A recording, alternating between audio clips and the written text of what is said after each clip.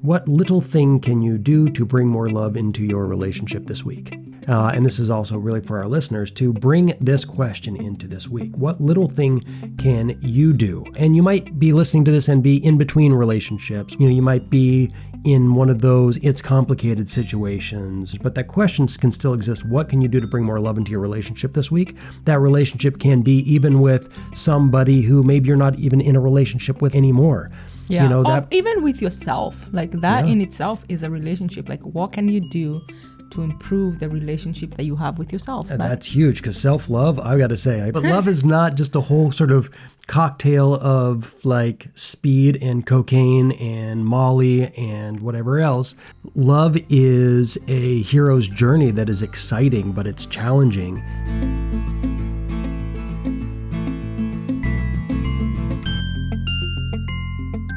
Hey, and welcome to this week's episode of the Interracial Couple Podcast. Where it's not all black and white. My name is Sarah. And I am Matthew. And we are deep into our lovers journaling. And one of the things we're really excited about this year is not only that we have finally created our lovers journal that we have now shared with everybody, but also this year on the podcast is actually using that also as a guide for us and also for our listeners.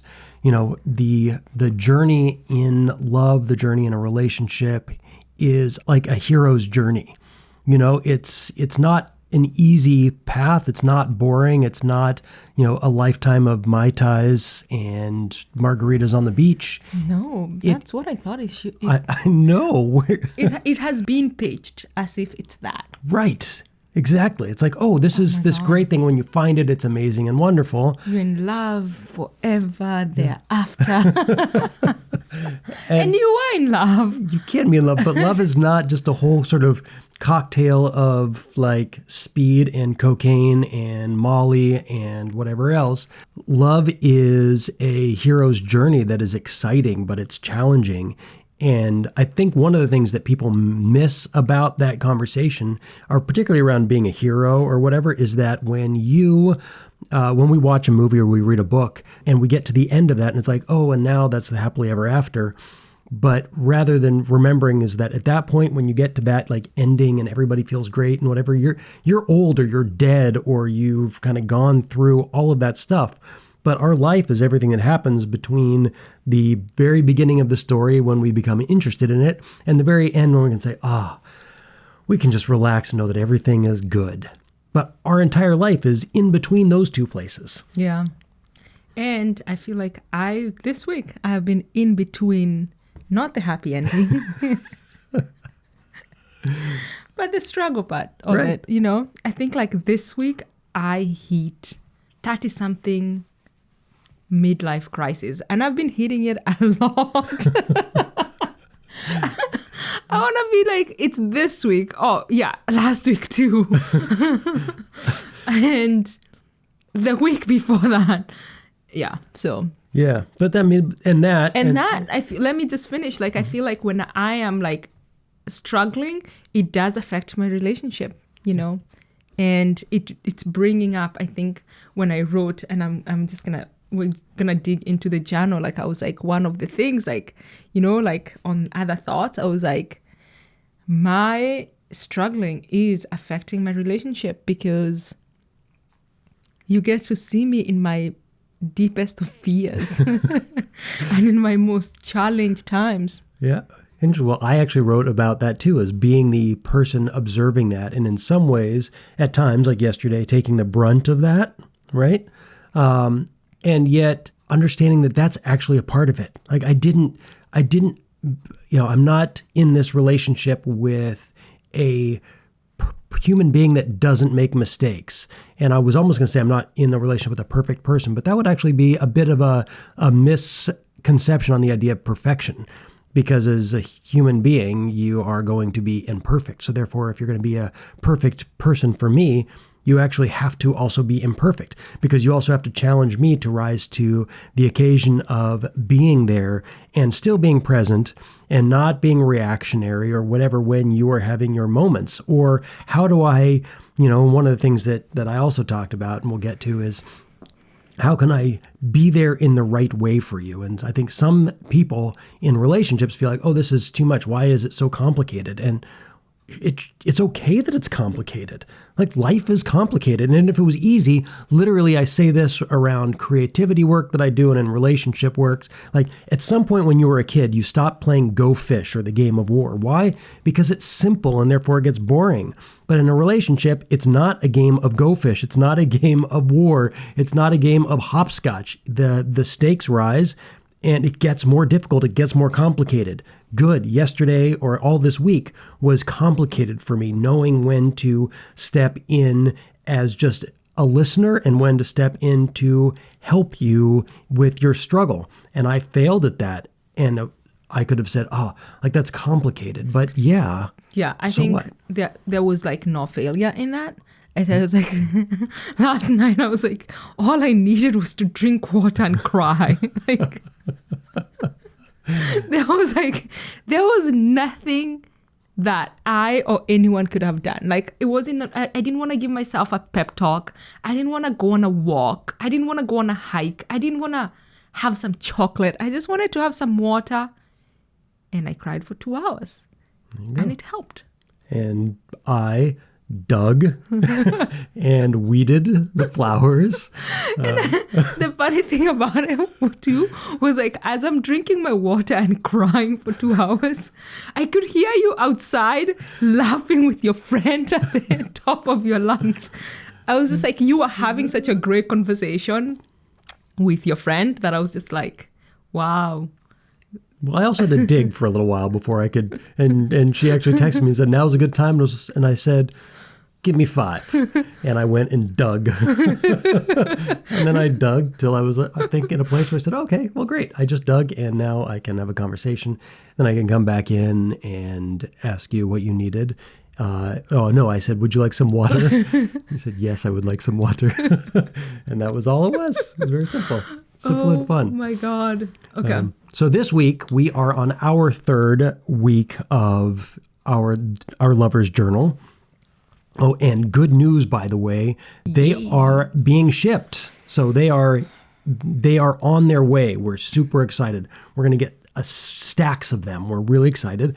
As we've said before, we are using the prototypes as our journaling. That's mine. So you can see Sarah's has the prettier font on the front than I have, but this is going to be the actual print. Yeah, but she does not have the actual color we're using. I have an actual black. But here we are on week 3, and week 3 starts out with a question that I found kind of impossible to answer. And I think it's good to put this out there, which is that while it's impossible to answer, I could choose one. And so the question was, what is your most treasured memory with your lover? When I answered this question, it threw me off. I thought it was like a list of what I don't have one single treasured memory, because we've been together for a while now. I feel like I have a lot of treasured memory. And so to pick one was just like, and because it has lines, I was just like, oh, go for it. And I started writing and I was like, wait, I reread again and I was like, what is your most treasured memory with your lover? I was like, oh, I got to pick one. Mm-hmm. Yeah. Which I actually had fun doing. And I think that one of the things that's important is to actually pick one and plumb it. And I think that if this question came up again, actually I know if this question came up again, and it might, I don't remember exactly at this moment, but I would answer it differently. Yeah. Because there are a lot. Why don't you start with yours? So my first one, I have 2. Okay, fair enough. Okay. I do too. You do too. To me was one of, it doesn't seem huge, but when we moved to Kenya and we sold everything back in LA, and we, for some reason, I just didn't foresee this. We moved, we sold all our things, we gave away some of the things to Goodwill, and then we moved to Kenya and we stayed with my cousin. But finally, we were so excited to rent our own place for the first time. So we rent a house and then we buy a little bit of like electronic things and we go back to the house. And now we have this place, a tiny 3-bedroom apartment, but we actually had nothing in the house. So we made, I think we made oatmeal or something. And because we didn't have a pot. We didn't have a pot. And then we didn't have, I think we had 2 spoons. We bought 2 spoons and 2 plates. And then for some reason I needed salt. And I was like, oh my God, we don't have salt. And we looked at each other and we just started laughing. And I walked to the neighbors and I was like, I introduced myself with the new neighbors. Can I please borrow some salt? And the reason like that is one of the most treasured memory for me was like how stressful a week or a month before we moved it was to get rid of all our things. And a month into it, like we actually had to start over from buying salt. You know, we had nothing together. And it was just so funny that we gave up everything in LA. We sold everything. And now a month later, it's like the things that we just gave away, the things that we just sold, is like we literally needed to buy all those things. Mm-hmm. We didn't have a mattress. It was like, quick, go get a mattress because we have to sleep somewhere tonight. So I will look, those 2 weeks of setting up our house was really stressful, but it was fun to do it with you. So that was one of my will remain as a treasured memory in my life. What was yours? Okay, mine was, actually I also wrote, I got too many, but, and this is a funny one. We were also in our first 2 or 3 months in Kenya, and we were in Westlands in Nairobi, and you really needed or wanted to go to your mom's we were moving your mother, and so we had spent a weekend searching for property, and I just needed to go home, and you really needed to go to your mom's, and you wanted me to come with you, and I refused. I stood my ground. I was like, you don't need me for this, and I really need to go home. And there was this huge blow up, and I kind of stayed calm, and you're like, fine, you flipped out of me. You were out of this process of finding my mom's property, which I should have said, great, you just took something off my plate that I didn't really want to do. But I felt bad, and I went, and we both took buses separate directions. And we were both reading at the same time The Untethered Soul by Michael Singer. And we both got on our respective buses, her going to her mom's and me going back home.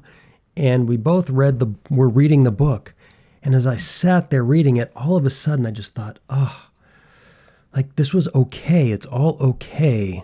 And there was just this serenity that poured over me. And when Sarah called me, probably an hour or two later, I was expecting sort of a deluge of anger. But she had also been reading the same spiritual book. And it was just as though it hadn't even happened. And I was like, are you okay? And no, I realized that we're fine. And it didn't even need a whole lot of conversation or discussion.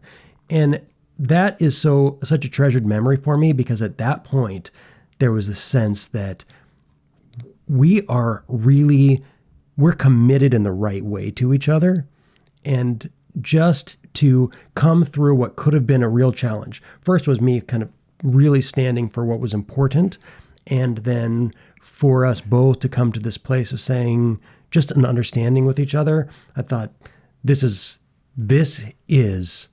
a relationship that I can do forever. And so that was it comes up into my mind often as a really, really special moment. And then a couple days later, you were home, and it was amazing. And I didn't find a property.